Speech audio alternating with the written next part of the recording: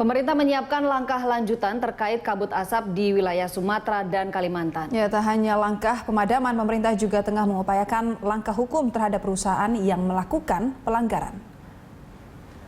Menurut Dirjen Penegakan Hukum Kementerian Lingkungan Hidup dan Kehutanan Rasio Ridosani, pihaknya kini telah berkoordinasi dengan kepolisian, TNI, dan BNPB untuk melakukan upaya pemadaman, evakuasi warga, dan pemetaan lokasi titik kebakaran.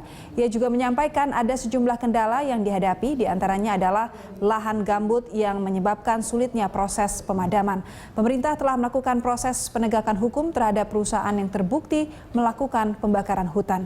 Ia berharap bahwa langkah hukum ini akan menimbulkan efek jerah. Pemerintah sudah mengerahkan semua sumber daya yang dimiliki ya untuk melakukan proses pemadaman ini. Kita bayangkan sekarang ini lebih dari 22.000 orang yang sudah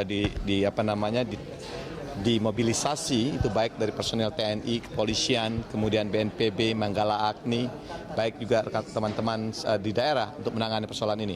Jadi memang ini kebakaran hutan dan lahan yang terjadi di kita ini agak berbeda dengan kebakaran hutan lahan yang terjadi di tempat lain. Karena di kita kan sebagian besar lahan terbakar adalah lahan gambut. Kalau lahan gambut itu terbakar, seringkali apinya itu tidak di atas, apinya adanya di dalam gambut itu, bisa 1 meter di bawah gambut. Sehingga memang membutuhkan operasi yang besar-besaran.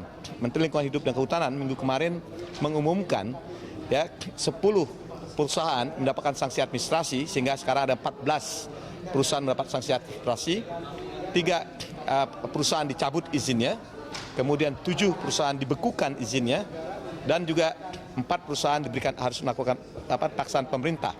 Ini dilakukan, jadi sanksi administrasi dilakukan. Ini untuk pertama kalinya dilakukan di dalam penanganan kebakaran hutan dan lahan untuk memberikan efek jerah.